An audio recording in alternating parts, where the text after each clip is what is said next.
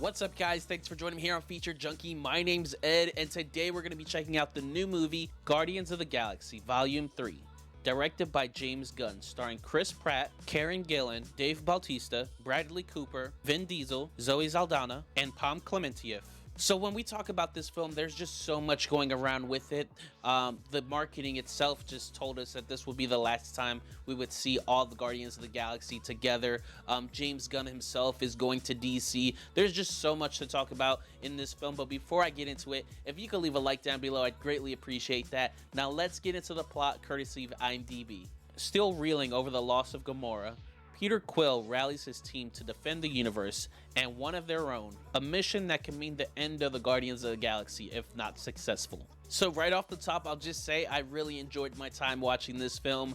When comparing it to the other Guardians of the Galaxy films, I would have to say that this is probably my least favorite of them all, but I really enjoy all of them. So like, that's not putting this one down saying that it's a bad movie. They're just all really good, and one of them has to be my least favorite, and it just so happens to be this one. As I said in the opener, James Gunn is the new head of DC, and with that kind of comes to the end of the Guardians of the Galaxy.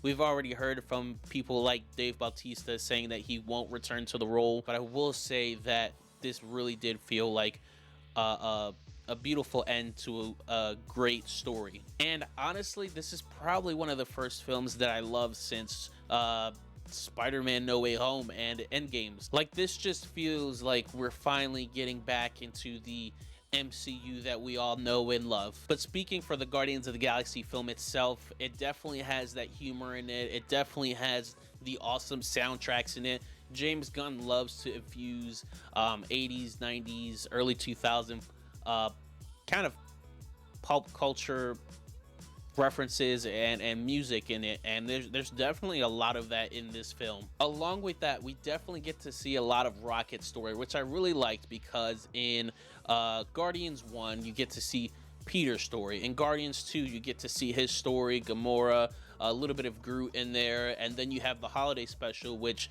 highlights Mantis and Drax, but we never really got to hear what's up with Rocket, and he is really an integral part of this team. And just to see where he came from, the higher evolutionary, I mean, he is a villain that you definitely don't want to mess with, and I loved his portrayal. Like, I hated him on screen, and that's what they want you to do.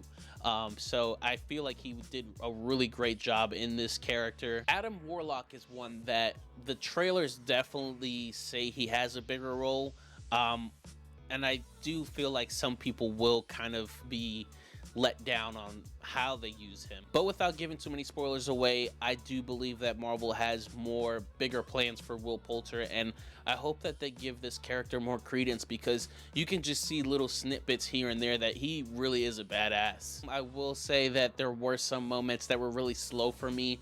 In the beginning in particularly, there's just a lot of back and forth between memories and present time, and I'm just not too keen on those type of editing styles, just because it takes you out of the current moment that we're in. And I really feel like those memory scenes could have just been super quick and just done in one cut, but instead they wanted to drag it out a little bit. But as the film went on, it definitely started to win me over. It had those Guardian vibes, again, with all the music and the fighting scenes, just the storyline, Gamora. Once again, still a few things here and there that I wasn't too keen on.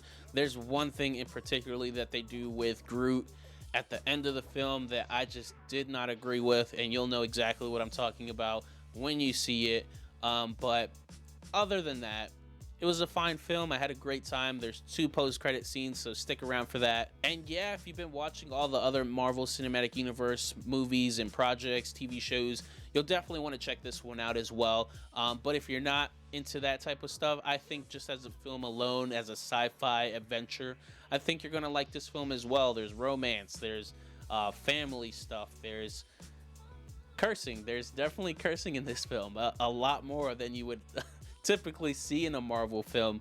But all that to say, I really did like this film, and I'm gonna give it a recommend, but I want to hear what you guys have to say about this film. If you liked it, if you didn't, whatever your thoughts are, leave them in the comments down below. And if you haven't already, please like this video, subscribe, hit that notification icon down below so you know when I'm going live or dropping new content. And I want to thank you guys so much for joining me here today on Feature Junkie.